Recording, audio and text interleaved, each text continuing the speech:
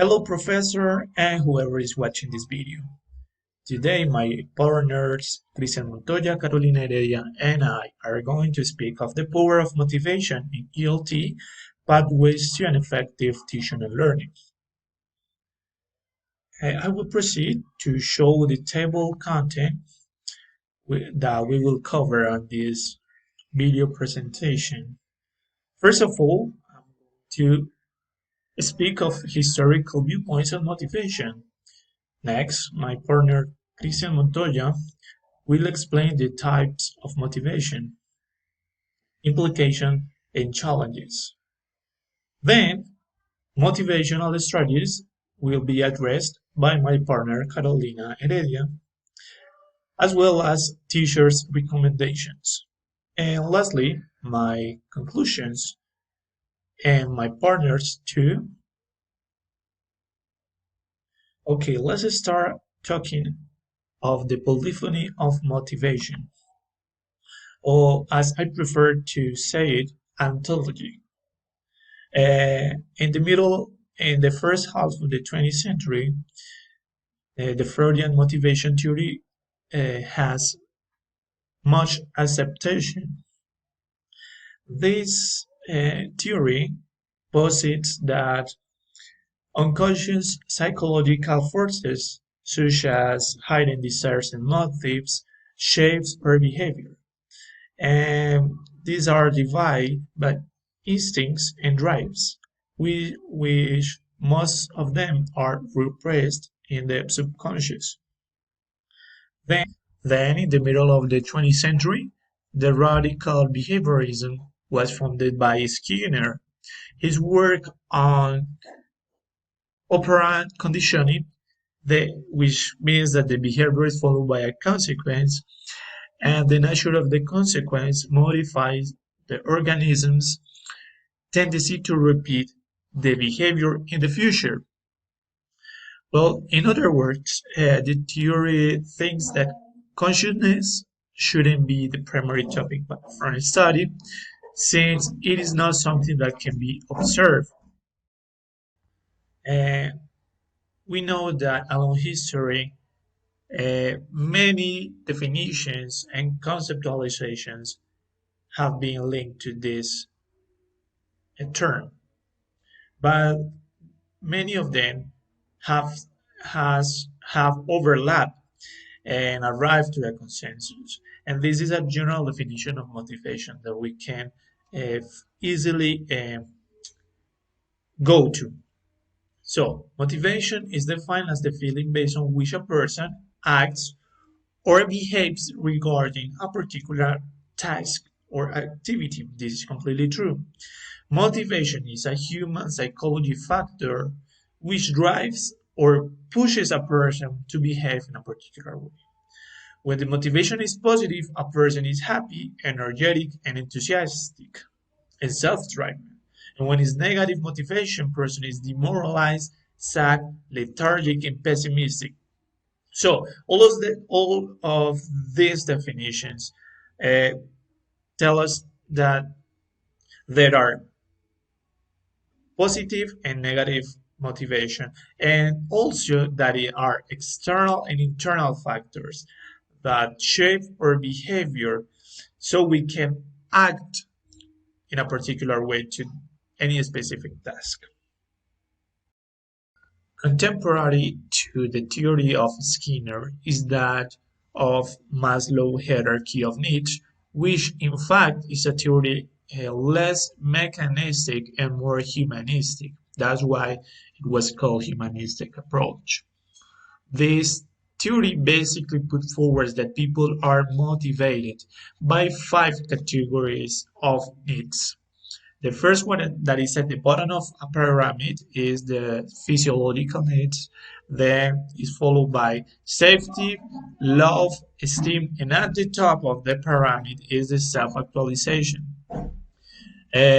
Last, and in the second half of the 20th century, we find the cognitive approach with which gained a lot of prominence, and that's why it became dominant nowadays because it focused on internal processes of our mind, such as beliefs, attitudes, perceptions, and all of those aspects that are uh, psychological factors.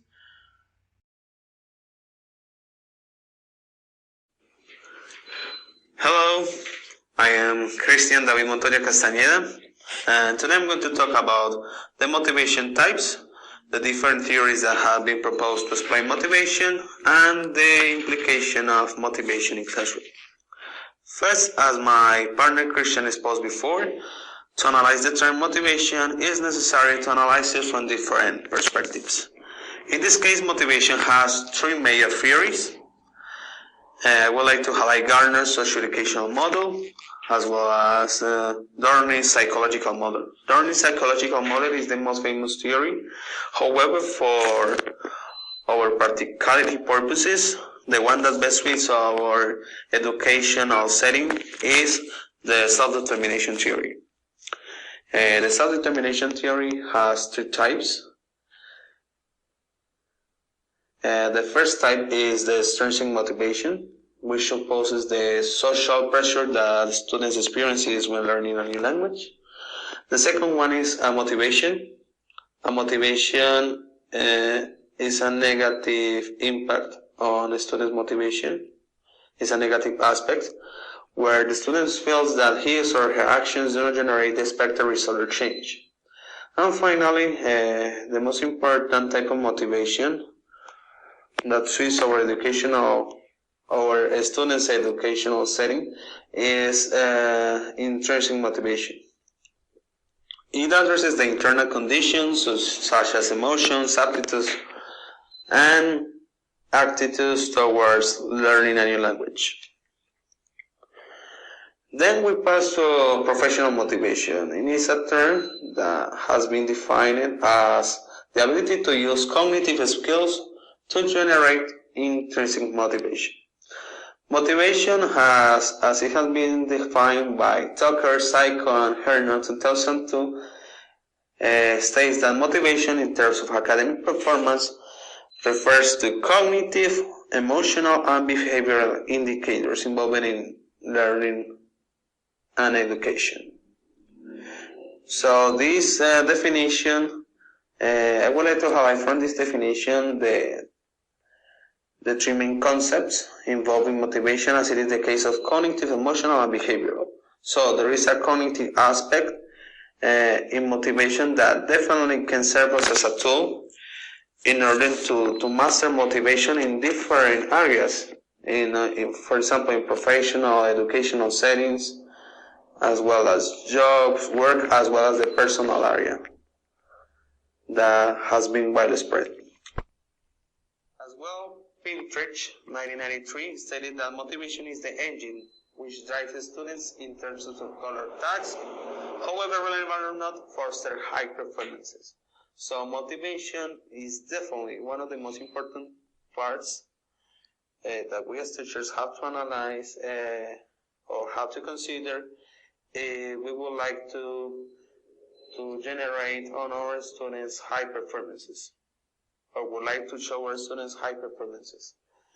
But if there is a cognitive dimension in motivation, is there an opportunity for us as teachers to teach the students how to manage or master motivation to get better results? In this part, Tortorian, 2013, in his article Coordination of Motivation Implications for an Education of Excellence, states that motivation, although a strong tool to produce changes, it can be affected very easily. So motivation, although it can be managed as a tool that allows students to start creating things or to start doing their assignments, it is very weak. There are several problems in motivation, and motivation, as I explained before, is one of the dimensions that mostly in our current sanitary emergency, we can experience. Students do not get motivated to make their assignments on time.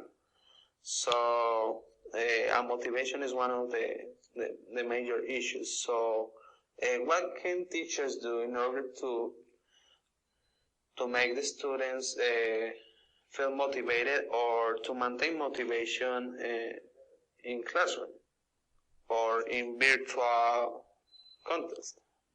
Third John 2017 states that it is essential that the teacher defines different alternatives that increases the student motivation. The second is set clear and achievable objectives as well as clear procedures and methodologies. It has been proved that when students do not feel that the goals can be reached or do not have the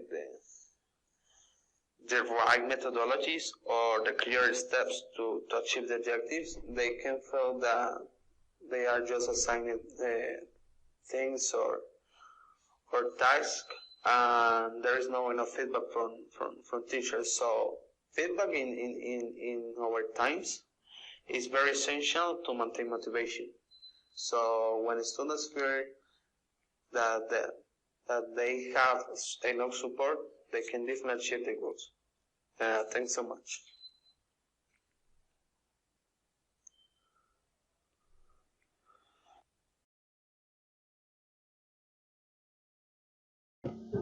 Okay, now I am going to talk about motivational strategies and motivational conditions. Why motivational conditions? Because motivational strategies cannot be employed successfully in a motivational vacuum. We need to think about certain preconditions before to implement motivational strategies. Now, in the first one, we have teacher's behavior. In this case, it's the appropriate teacher behaviors and a good relationship with the student. Not only the relationship between a student but also with teachers and students. The second one is a friendly and a supportive environment. It is a pleasant and supportive classroom atmosphere. It promotes the participation of the students. Now, in the third one, we have a compact and united learning group. It is a cohesive learner group with appropriate group norms. It is important that obviously it's valid to implement group exercises, but you need to implement norms in order to control the behavior to achieve goals. Now, all the conditions work together. Now, if you have the first one, but you have not the third condition, it is not possible that you implement effective motivational strategies. Now, we have motivational strategies, and in the first one, we have prepare structure of the class. You need to prepare your class, not only the content of the class, the subject or the topic, but also the materials, the possible situations that you think that will happen in your classroom. For example, you need to think about the multiple intelligences, the way that the students learn, and share some different activities in order to promote participation in all of the students. In the second one, we have a list a guide of problem situations.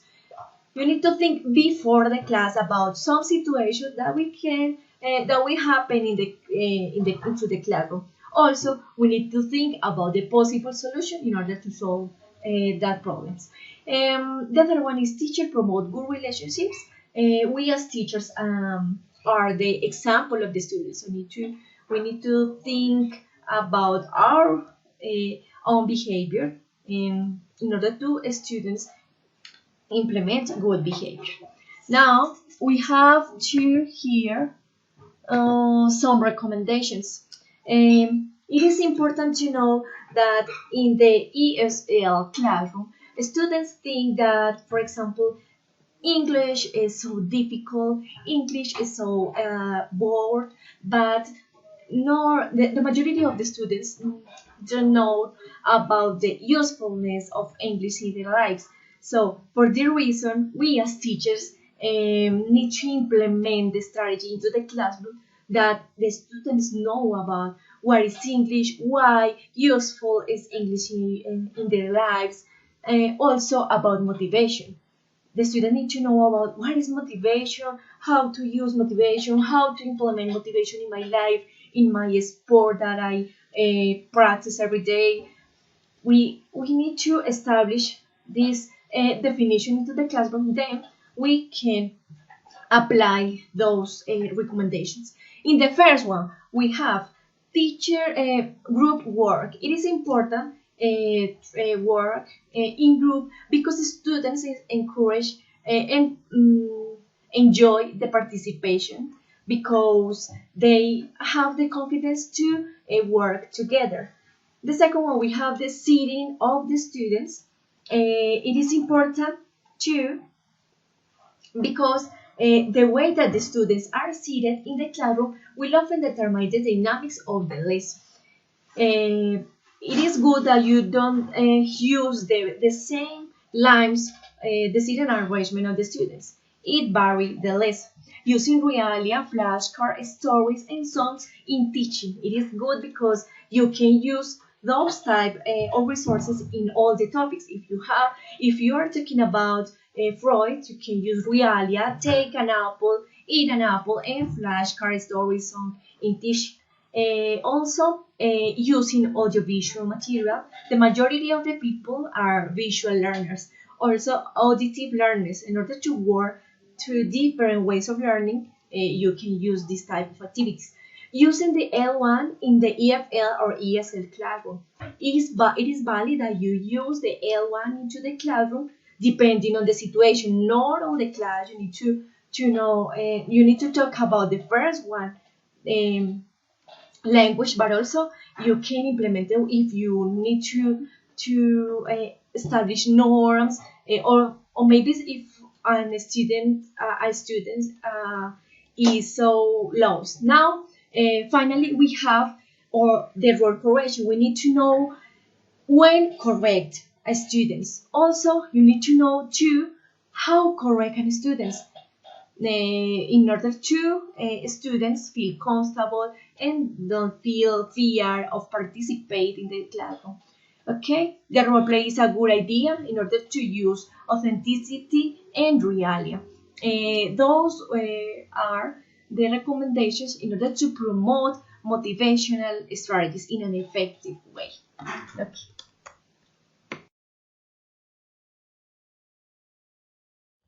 Okay, we have arrived to the end of this video presentation.